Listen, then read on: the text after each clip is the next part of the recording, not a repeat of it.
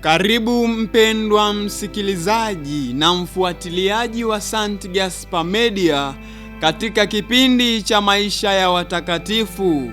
Leo tarehe 3 Machi tunasikiliza na kutafakari juu ya maisha ya Mtakatifu Kunegunda. Kunegunda wa Luxembourg alizaliwa mnamo mwaka 975. Baba yake aliitwa Siegfried.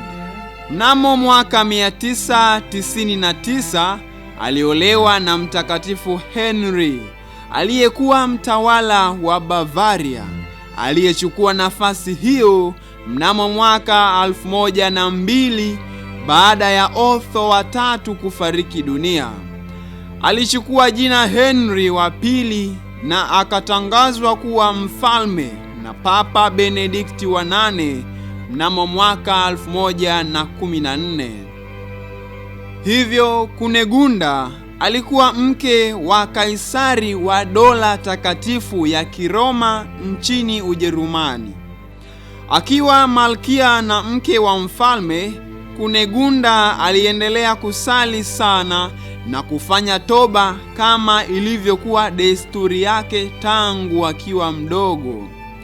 Alitumia vema nafasi yake kama malkia na mke wa mfalme kuongeza ukarimu wake kwa maskini na wahitaji.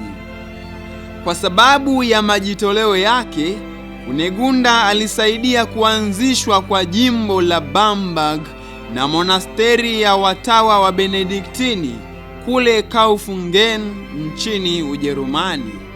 Alipofiwa na mumewe mnamo mwaka 1025, alijiunga na monasteri hii kama alivyotamani tangu ujana wake na kuishi katika nyumba hii ya kitawa hadi kifo chake.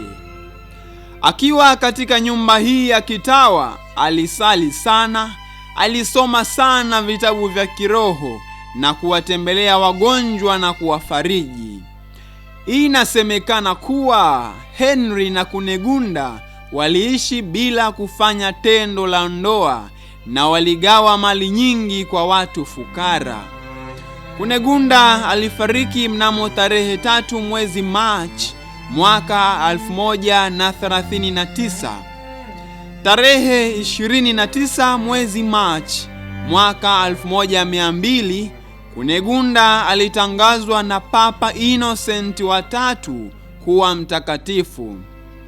Wakati huo Henry alishatangazwa mtakatifu tangu mwaka 1146.